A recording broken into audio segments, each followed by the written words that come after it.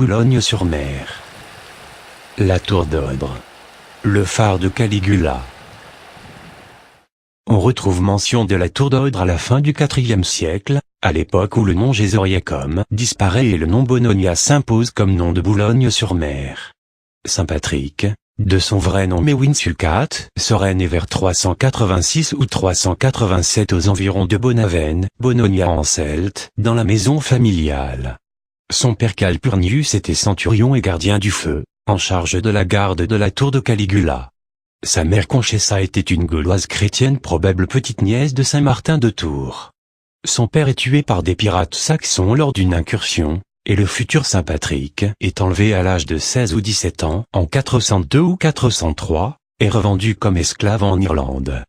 Déjà chrétien, sa captivité le transforme en dévot.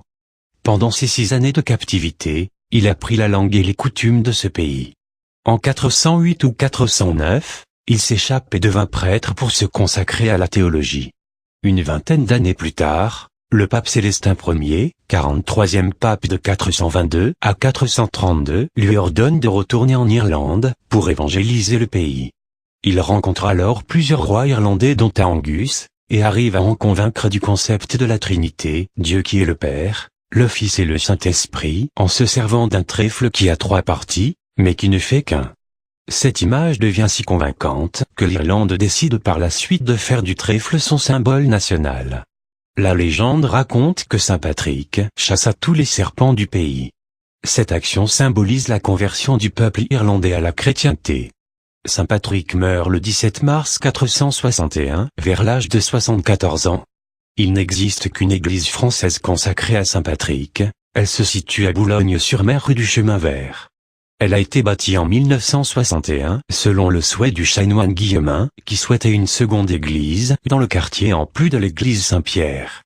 On notera l'aspect de la tour Saint-Patrick à Dublin bâtie en 1747. Elle a une certaine ressemblance avec la tour de Caligula. La rue du Docteur de Gand, anciennement rue Saint-Patrick, est située en haut de la rue du Camp de droite, non loin de l'emplacement de l'ancienne tour de Caligula. La tour d'Odre fut soigneusement entretenue tant que dura la domination romaine jusqu'au Ve siècle. Après l'invasion des barbares, la tour de Caligula fut négligée pendant plus de 300 ans. Après la fin de l'Empire romain, ce fut l'avènement des Mérovingiens puis ensuite des Carolingiens. À l'automne 811, Charlemagne vint lui-même à Boulogne, inspecter la flotte qu'il avait ordonné de construire l'année précédente. Il fait fortifier la ville haute et la ville basse. Il ordonne également de restaurer le phare de Caligula, qui était tombé en ruine. Ces travaux témoignent de l'importance stratégique de Bononia et de la nécessité de protéger le transport maritime contre les pillards normands. Charlemagne poursuit ainsi la réparation des constructions utiles laissées par les Romains. La prospérité carolingienne attirait constamment les pirates scandinaves vers les ports où justement le commerce maritime était le plus intense, c'est-à-dire ceux du Pas-de-Calais. C'est pour cela que Charlemagne rassembla une flotte très importante à Bononia. Il comprit également toute l'importance du phare d'Odre, le fit réparer et ordonna qu'au sommet, on entretint constamment des feux pendant la nuit, afin de diriger les courses des navigateurs. Charlemagne inféode la tour d'Odre à l'un de ses neveux, le comte Athon, qui en a donc la responsabilité. Les descendants de cet illustre comte s'installèrent par la suite dans la ferme du château d'Odre. Cette ancienne ferme a été construite sur le plateau voisin de Bononia, à l'endroit où naissent les sources qui alimentent une grande partie des conduites d'eau de la ville de Boulogne. Cette ferme existe toujours et se situe à Brinctin dans le hameau de Maquingan. Elle a été transformée en gîte et magnifiquement restaurée par son actuel propriétaire. L'initiative de Charlemagne de créer une flotte de guerre pour protéger les convois commerciaux et sécuriser le transport maritime prouve qu'il tenta de reconstituer le système de surveillance des Romains, l'ancien Aletus Saxonicum. Après sa mort, les invasions vikings recommencèrent. La ville de Bononia fut prise par les Vikings en 882.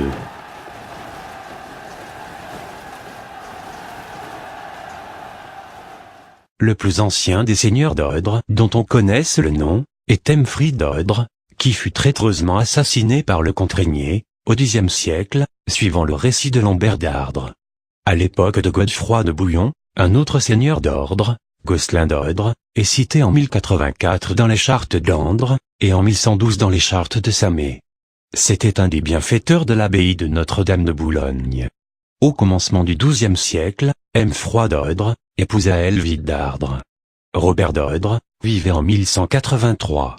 En 1221, Guillaume d'Odre tenait un fief à Ardinxan, proche de l'actuelle commune de Réty. En janvier 1396, Pierre d'Ordre sert un aveu, c'est-à-dire une déclaration écrite, que doit fournir le vassal à son suzerain, au comte de Boulogne. La féodalité du Moyen-Âge, qui fortifiait jusqu'aux églises, et qui fit des châteaux de toutes les ruines romaines, trouva un donjon tout fait dans la tour d'Odre. Ce fut donc un fief, confié à la ville de Boulogne-sur-Mer, avec une rétribution pour son propriétaire.